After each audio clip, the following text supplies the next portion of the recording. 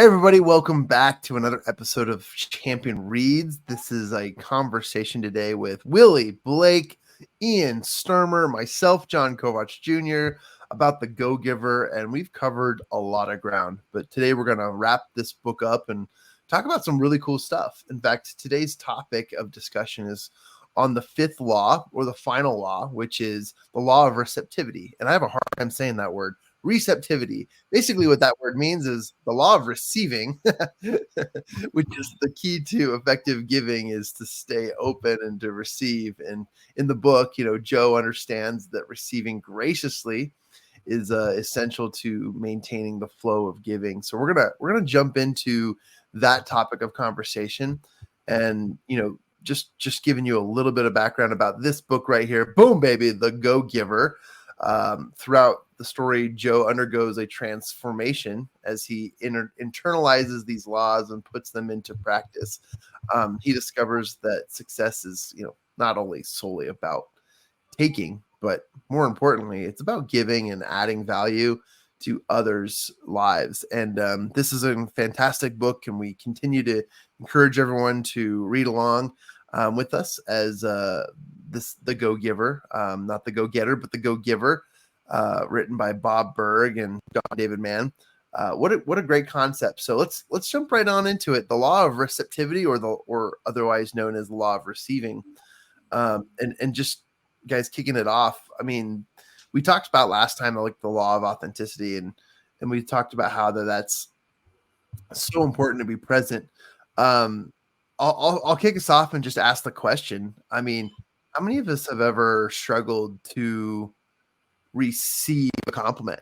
When somebody says, "Oh man, for example, I'm conscious of it this morning because I feel like a lumberjack." But you guys say, "Hey, John, that's a nice flannel top," and from then my next response would be A, like, "Oh, thank you," or B, "Oh no, this is nothing. I mean, this is just something I throw on," or C, like, actually, this is one of my favorite flannel tops. Uh, there's a list of options that go through my head when someone compliments me, and when someone throws generosity, authenticity, kindness, compliments towards you. A lot of us have a hard time receiving, and I want to believe that the reason behind that is because we're a bit insecure, and when it comes to receiving, we like to think of ourselves as givers, and therefore giving is noble, and it's something that we want to be humbled for, and all that. But as far as receiving is just as authentic on both ends. And I wanted to kind of kick today's conversations off by expressing that, and open it up to discussion. And what do you guys think about that concept? Like, why? Yeah. I guess the question is why do we have a hard time being good receivers, especially when we want to be givers? You know what I mean? I thought about this morning because throughout my middle, high school, everything, I was always like, yeah, I am absolutely willing to serve, absolutely willing to give. And anytime anyone needed something, went out of my way to do it. But anytime anyone gave me a gift, anytime anyone gave me a compliment, it was the hardest to receive. Like during Christmas, I'm not at least, back then I was super shy, and whenever people gave me gifts for Christmas, I tried my best to be like so enthusiastic about getting them. Apparently it didn't work from the Christmas videos that I saw afterwards, but I it's not that I wasn't grateful for the gift. It was more just the uncomfortable thing of, oh, I should be giving more to you, and don't really need to be receiving myself. And as I thought about that this morning, I thought, isn't it funny how if we don't give, it's selfish? But with that, if we don't receive, it's also selfish. It's this weird paradigm. I don't know if that's the right word, because like it says in the Go Giver, when you share your when you give to other people, that starts the loop of giving. But the end of that loop, to wrap it around, to start giving again, is to receive what you've already given. The famous quote, you like give, and a lot more is going to be received back. If you're not willing to be receiving stuff, then you're just giving, and it's very selfish because of one thing: you're thinking of yourself, right? When you give to other people, you're thinking of them. You want to help them. If you also want to help them, you got to realize that the wonderful God above is going to help us when we let other people give to us, when we let other people share with us. So it's funny how it's kind of like, oh, my old mindset was, if I don't receive and just like continue to give, I'm the most selfless person. I'm so humble. When in reality is, you give, but you also got to be willing to receive it back in, because that is also being selfless, selfish when you don't take back other people helping you, but selfless, I think I said that right, when you do let things come back. I'll turn it over to you guys to kind of give your thoughts on that. Yeah, I'll jump real quick in, and then I'll pass it over to Ian real quick. Is there's this, we're familiar with the term go getter, and then this book is the go giver. The fifth law is different than getting. It's receiving. Receiving is a far more important principle. Therefore, maybe it's go receiving. And if you think of it in that terms, like a go-getter, for a lack of better description, like an athlete, a go-getter is someone who just takes after it, like puts in a ton of effort. A go-giver is equal to that, and they give as much as they get as they go and go out there and put out that effort. But a go receiver should also recognize the equality in the effort and the intention and energy that goes into it. And it's not just for others, it's for us, because sometimes we don't open ourselves up to the opportunity to say thank you. I really appreciate that. I'm going to be present and authentic in this moment to receive. And that's a powerful principle. I want to pass the ball over to Mr. Ian. Yes, I'm thinking about this. I keep thinking of selfishness. And if I receive something, I'm being selfish. If I'm getting something, and it kind of goes back to the statement in the Bible that the people who make their face look all sad and hungry and all that when they're fasting, they already had their reward. So I kind of think, whether it's that or karma or selfishness, if I've got a big presentation to give, so I go out and I give some money to a homeless person in the morning, so that way the presentation will go good, and I'm giving it so I can get something in return. Now I'm being selfish. And I think that's always in the back of, at least for me, my mind. Am I just doing something good so I can get something out of it? Is it just being selfish? Or am I learning to simply give for the sake of giving? And as long as there's that kind of dichotomy in it, then I'm afraid to receive things, because did I receive it just because I was selfishly giving something, expecting a return? Was I not being honest with myself? So I think there's a guilt, at least for me, that if I receive something, I stop and say, well, was it honestly receiving it? Or was I manipulating something so I could get that outcome, and it was all about me all the way along? I don't know if you guys feel that kind of a guilt sometimes. Yeah, I know. Yeah, for sure do. Go ahead, Willie. Yeah, I know I do. Kind of all the time. It just comes with being self-aware all the time. Like, all of us are in the self-development industry, so our minds are always attuned on what can we improve about ourselves, what's going on. So absolutely, Ian, that's for me, just like you, always on top of my mind. Going on with that, I I find it an interesting thought how even though we have those thoughts of whether we should receive it or not, it really doesn't matter as much as how the other person feels about it. Right? We each have our own go-giving loop that's going on, and only we can choose how we're going to spiral in it, whether we give and whether we receive openly or we do it through a manipulation thing.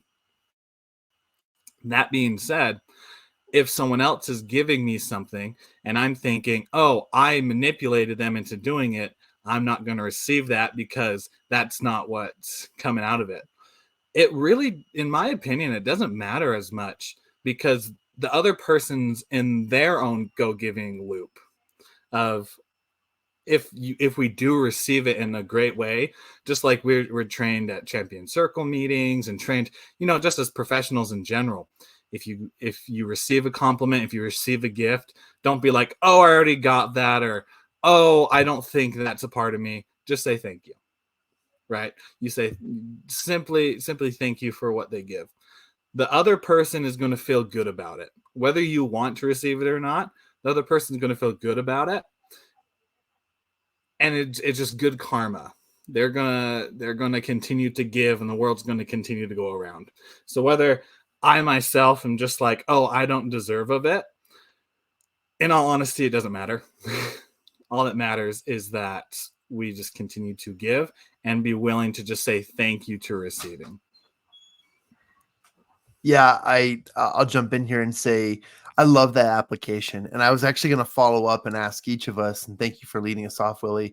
What are some of the things you would advise that you do to practice receiving? And equal to getting, equal to giving should be equal as receiving, and we should practice a healthy response, because as Ian described earlier, like some of us can build internal guilt, and it depends on our upbringing. It depends on our background. I know people who are takers, and they were really good at receiving, and they're really good at it because they take a lot. And maybe that's go takers. Maybe they're in a completely different subcategory. And I know I'm kind of expanding our our horizons here, but I said Verizon.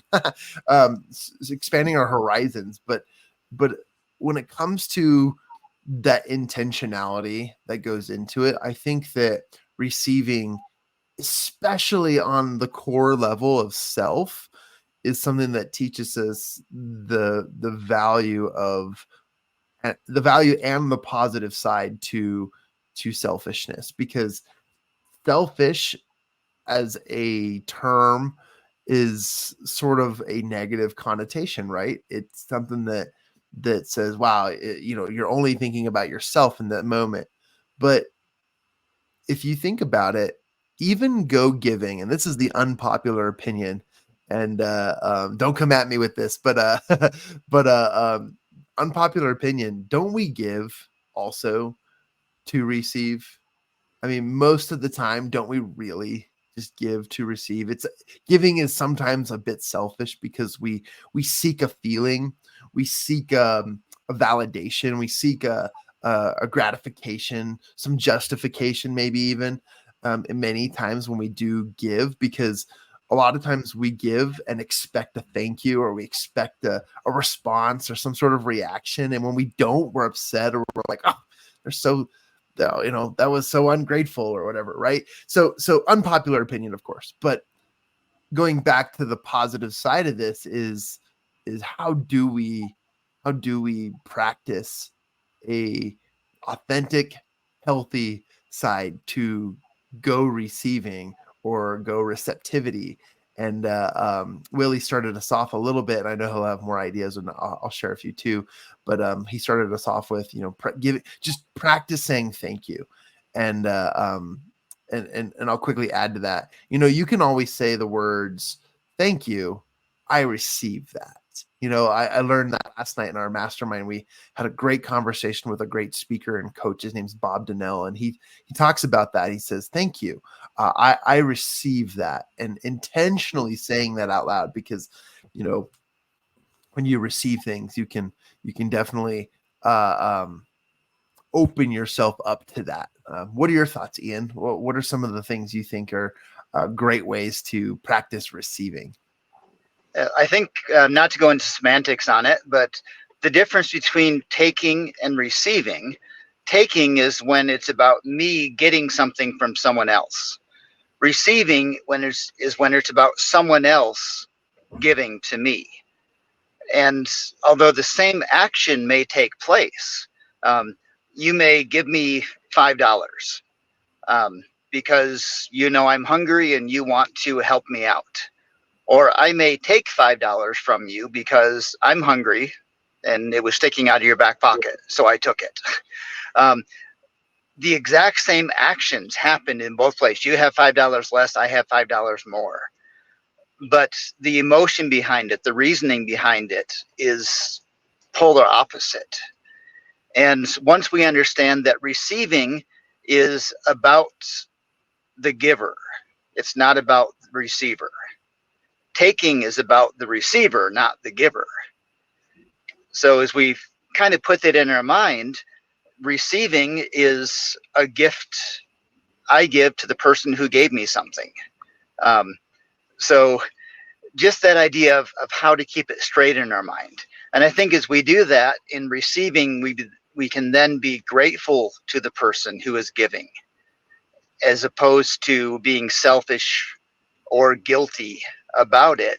Simply being grateful that someone has cared enough about us to give us a business deal, a compliment, a smile, whatever it may be.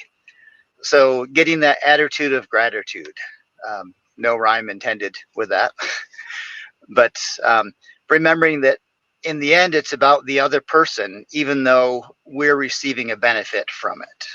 So. Yeah, I'll just quickly respond and jump in there. I've seen also some great practices, and I'll just kind of continue that for a second. Some great practices of receiving by making it a physical experience, and not only is it a gratitude, which gratitude is more than just an expression; it's an emotion. And when you bring the emotions into it, there's some great ways to become a good receiver. And the law of receptivity is all about being willing to take in as much as you give out. And I've seen people like physically just like hold their arms out and just say wow, and then they'll slap their arms or their hands to their chest or their heart, and they'll say thank you, and it becomes this experience. And when somebody like for example, if I give William or Ian a gift, and you just say, wow, John, thank you. Like that's really nice. Like that's probably the bare minimum that anyone expects to say upon receiving a gift. Right.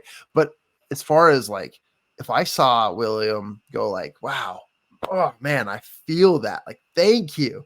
Like, then I might think he's going a little over the top, but I love that response because it's an experience. It's something that's a little bit deeper, a little bit more than just a wow, thank you. It's more than just words.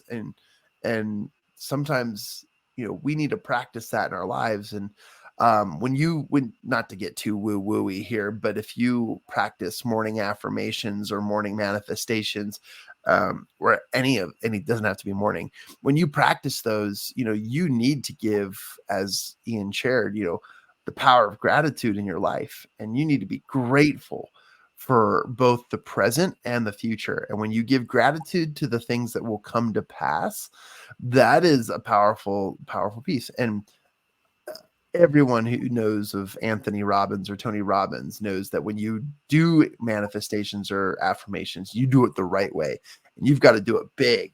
You've got to get big and powerful in front of that mirror, and you got to say, thank you for being the person you are today. Thank you. And you really make it an emotional experience, a physical endeavor. Not endeavor, that's the wrong word. Endeavor means like endurance and whatever, but you know what I mean. For lack of better description, it's definitely something where you want to express so that it becomes an event. It becomes a something that you get to remember that you've done, said, and felt. Any other thoughts on that? And we can kind of transfer the conversations over a little bit more to receptivity. But what are your guys' thoughts? Yeah, I know for myself that it's so true that you gotta, like Tony Robbins does.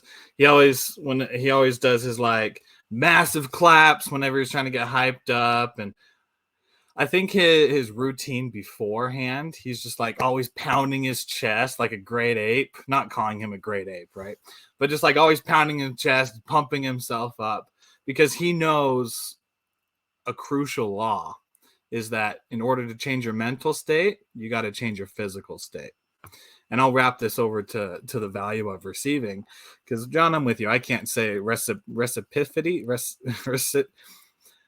the value of receiving. That's what I'm going to stick with. Is that, think about when you're sad or when you're not in a good mood, you're usually not standing up straight, standing tall. You don't have your arms out. You're not doing massive moving gestures. You're usually slumped over. You're usually in a cocoon of folding your arms or crossing your legs or whatever it may be. Something that makes it very easy and comfortable for your body to remain in. That usually puts out the feelings of comfortability, staying there. It could lead to sadness, maybe even anger or things like that. But when you want to change that mental state, you change your physical state. So if you stand up as quick as you can, you start moving your body. Anyone who exercises knows that after a good workout, even if the workout is super hard, at the end, you feel great. And that's because of that physical state change. And so putting that with the gift of receiving, John, I love your idea of not simply just using your word and saying, thank you for the gift. Just being like, thank you so much. I received that. Use your body, use everything. I know that recently I got a gift from one of my family members, and I was so excited for it that they said, hey, Willie, here's this. And I was so excited. I started like jumping up and down, doing like little jogs in the air, like a little kid on Christmas. And I could simply tell that they felt the gratitude from that. It wasn't the big like hands to the heart or anything, but just me being so giddy and moving my body. They felt even more how grateful I was for the gift and receiving it. And they felt so much better giving. And how fun, how crazy is that? That as we learn, through the whole book, it's the first 4 is all about giving, but then that 5th one is receiving. When we take Ian's perspective of receiving being a gift of receiving, of thinking it as the ability to receive it as from being a gift, it just again makes that full circle of that amplification of moving through that giving sequence. So I'm with you guys on moving your body to change your mental state, change your physical state, because that just amplifies and increases our ability to give and to, more importantly, as we're talking about, to receive. I love that. And if I can just throw in, I think something that comes out of it is just being aware. Make sure you're aware that you're receiving and have gratitude. And, the hand motions, the grabbing your heart, they take you out of your complacency in your own mind and make you aware of what's going on. And along with that, just anything that makes you think about that. Instead of being complacent, be aware of the situation. I've been on planes a couple times lately, and they all seem to say the same thing at the end of the flight when you land. We know you have lots of choices who you fly with, and we're grateful you've chosen us. And that little bit longer thing they say means so much more than thanks for sitting on here while we moved. you know, it means something more. So making ourselves aware, and I'll throw one more idea in there. I tried to donate to charity. So anytime I receive money, if I'm working, I get a commission, I make a sale. I know I'm going to donate a part of that to a charity. If I stop and say, I'm grateful that this person has trusted me so that I can help someone else. And it's awareness. It makes me realize that it's not all just me getting, but it's me receiving so that I can turn around and give more. And the more we're aware of it, I think it helps us just to be in the right spirit of not selfishness, but understanding that unless we receive, we can't give. And it's all positive. So. Yeah, and as we bring this conversation to a close, our goal is to keep these under 30 minutes for our listeners to get more information at bite-sized sound bites. But I want to just compliment the whole conversation and just say that, wow, yeah, when you read the book, The Go-Giver, there's a moment where Joe has to break bad news to I think her name was I forget her name, Claire. And he has to break bad news to Claire, but with the attitude of gratitude, as Ian shared earlier, the attitude of gratitude really like set the conversation up for a win-win-win in many ways. He was going to tell Claire that he was actually going to be giving the project request to her competition rather than give it to her. But he started the conversation with, "Thank you for taking the time to see me." And he was very intentional about those words. And Claire was like taken back. She's like, why are you thanking me? Like, I know what this is all about. You're going to tell me that I didn't get the job. Right. And, which by leading with gratitude, explaining himself, and then opening up that channel of communication, it actually led to more opportunities for Claire to receive. And I think that's so cool, because when we close ourselves off to receiving, and we just do the bare minimum, like thank you or whatever, we just use words, but we don't really like take it all in. And if we don't lead with gratitude, we miss out on an opportunity to receive even more, especially in the face of rejection, in the face of something that didn't go our way, or in the face of negativity.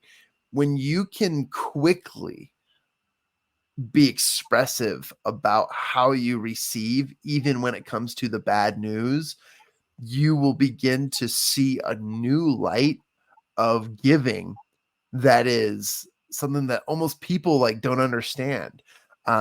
Somebody once told me, a mentor of mine, actually, they once said something, and it was very critical information. It was like, John, you didn't really come across what we were trying to portray in that moment. And immediately I thought about it, and I smiled, and I said, yeah, thank you. And I remember them kind of like being taken back and saying like, well, that's an inappropriate response to what I just shared with you. And I said, no, it's not. And they said, well, most people would be mad. And I said, well, I'm not mad. I'm actually really grateful, because had you not said that, I don't think I would have been able to see it myself. And this gives me an opportunity to reflect. And that dialogue led to a, wow, that's a much more mature response and take on how to be a better receiver. And so the law of receptivity, or receiving, for me, is all about that intention, that focus, that moment. So even in the eyes of negativity or rejection or whatever you might call it, when you express and be that go-giver and communicate the receptivity of what you're gaining in that moment, you become the type of person, the silver lining kind of people that take in and really focus on the positive, powerful things that will make them bigger, and that will make you a better receiver. I wanted to share that. I know that you guys probably have some things to share about that. So we'll take some final comments and then we'll wrap up the show. But anyone want to comment or say anything on that? Or you don't have to, or you can add anything else that you had prepared or planned or written down as well. But what are your final thoughts? Well, I'll jump in because you just opened up a whole nother 30-minute idea for me. So I'll just let people think about it in the back of their mind. We talked about receiving compliments, receiving awards, rewards, compensation, all of these things. And then you just threw out the idea of how do we receive bad news? How do we receive disappointments? And those as well, and how we receive them says a lot about our own character. So I'll let people think about what their character is, but I'll share a little thought I have in the back of my mind that I keep. If I get up in the middle of the night and I'm walking over to the bathroom and I stub my big toe on the chair leg walking over there, I've learned instead of to say rah, rah, rah, rah, rah, to say I am so glad that wasn't my little toe, because that would have been so much worse.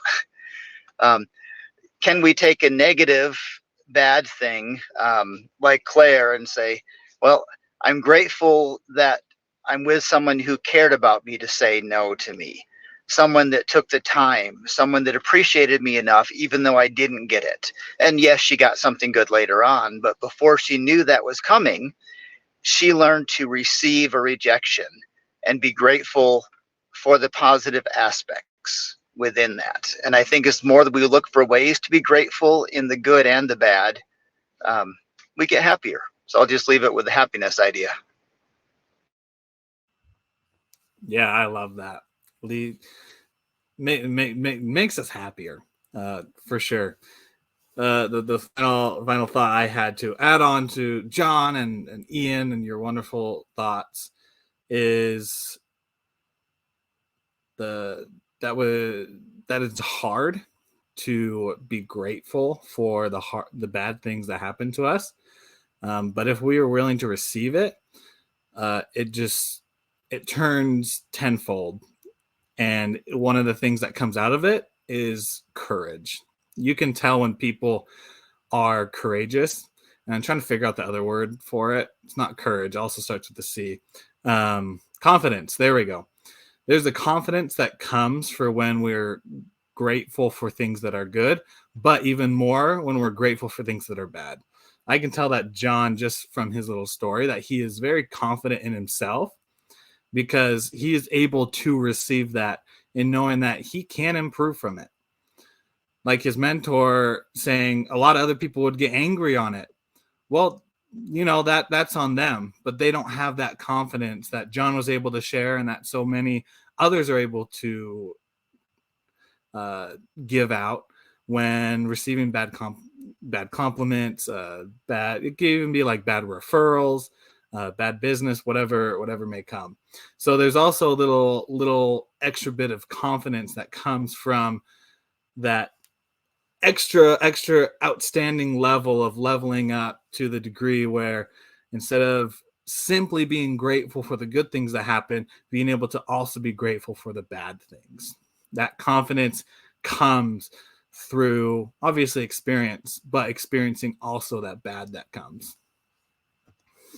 And last but not least, if you can be grateful for the bad things, then you can also be grateful and by being grateful, you are open to receiving the scalability of what it is that you're receiving, meaning whether it be small or whether it be grand, you can receive all. Because we practice this. We know this very well. In fact, I will go as far to say, because of that confidence you mentioned, Willie, I will be as bold enough to say that we practice this a little bit more than the average. And not to toot our own horn, but to say as people who participate very regularly in the mastermind methodologies at our champion circle meetings, we get into the habit of saying thank you to everyone's counsel, to everybody's information. And I will admit, sometimes there's some information that's very helpful, and sometimes there's information that's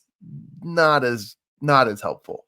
On the scalability of helpfulness, it's on the minimal side, and that's not rude. It's just plain and simple. But even being grateful for that is important, because at the end of our masterminds, we always make a declaration, and we always say, based on the information that you've received today and the conversation shared, what do you feel inspired to take action? And a lot of times, just by participating, just by pouring into the conversation and providing counsel, and you being open to receiving, no matter what the scalability of that counsel is, just by saying thank you and being open to that, will generate an even more conclusive response in how you give your declaration. And whether it was helpful or you've already read it or anything else, by gratitude and by sharing and by receiving, that power comes to you in the form of receiving by being open. And I love that. And I wanted to kind of bring that to a beautiful wrapping end on this discussion. And I want to thank you all for your intentionality behind what you shared.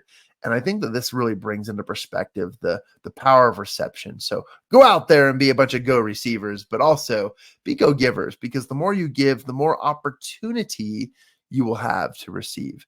I've thoroughly enjoyed reviewing and conversing and masterminding, as Willie put it earlier, about this book, The Go Giver. And on episode 1, I shared my personal experience with Bob.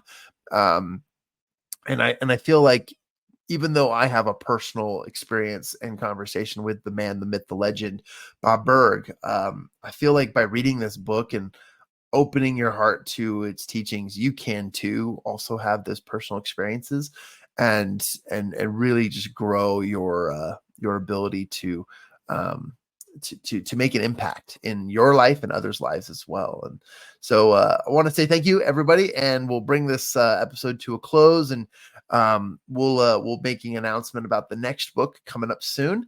And we appreciate you joining us. If you have any questions or feedback, or want to touch on maybe a topic or an area that we glanced over or didn't touch in any one of our conversations, give us a shout by sending us an email to info@mychampionscircle.com. That's the best way to do it. Or you can send an email to team@mychampionscircle.com. Either way, don't get confused. Just send us an email, and we'll definitely discuss, and we'll want to discuss the topic and the information, and we'll even bring it up on the air. So thank you so much. And with all that being said, this has been another great episode of Champion Reads. See you guys.